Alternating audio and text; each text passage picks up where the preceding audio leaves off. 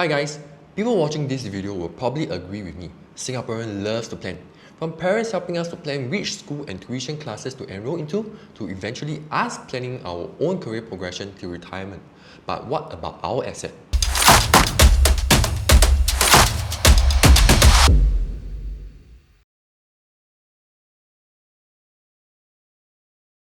This is Zane. Today I'm going to talk about property roadmap planning. Just like your career, if you want to progress in your asset, you need to plan deliberately how you intend to do it, because we are bounded by rules.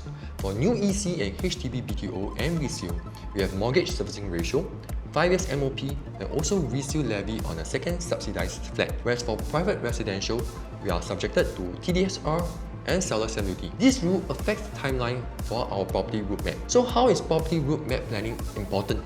Let me give you an illustration of a typical Singaporean couple, Jack and Jill, both at the age of 27. This year in 2022, Jack decided to propose to Jill by applying BTO together. After 3 years wait for construction and 5 years of MOP, in the year 2030, both of them will be 35 years old.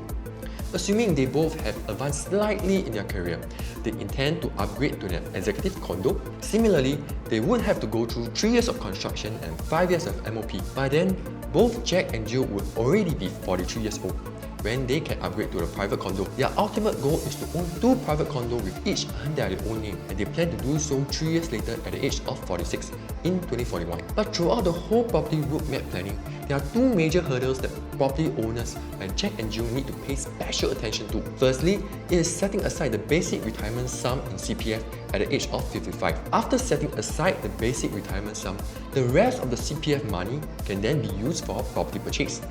In 2022, the basic retirement sum of an individual is 96,000. For a couple, that works out to be 192,000. Based on information published by CPF, for the next 5 years, it will continue to increase at a rate of 3.5% every year. If you were to take this rate of increase as a projection for future basic retirement sum requirement, Jack and Jill will have to set aside 503,000 in the year 2050 when they reach the age of 55. Because this 503,000 is locked away in their CPF, it also means that for Jack and Jill, should they decide to right-size their property after the age of 55 and above, they will have to substitute this shortage of fund with cold hard cash. Is it easy to save $500,000 by age 55? If they cannot save up the amount by then, does it also mean they cannot sell their house and right-size? The second hurdle that property owners need to take note of is the loan tenure. Currently, buyers can borrow up to the age of 65 with a maximum of 30 years loan tenure. So for Jack and Jill, when they decide to purchase their 2 private condos at the age of 46, they would only be able to get a 19 years loan tenure. And given that we are talking about purchasing a property 20 years later, we can expect prices to be a lot higher than now. With a higher price and a shorter tenure, Jack and Jill would definitely be paying a much higher monthly installment compared to if they were to be given the option of a full 30 years loan tenure.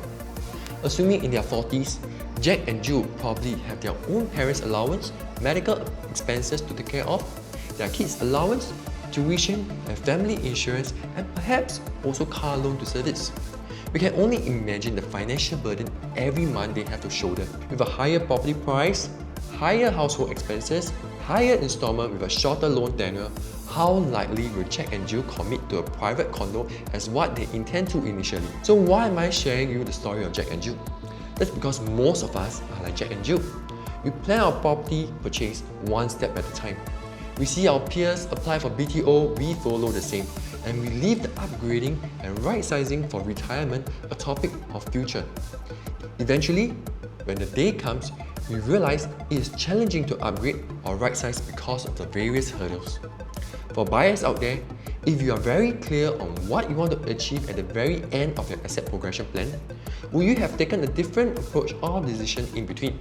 I hope today's sharings help to highlight the importance of planning ahead so that we can navigate through the hurdles to achieve our goals. If you wish to find out more, you can reach out to me and we can discuss further. This is Zane, PropNext. See you soon.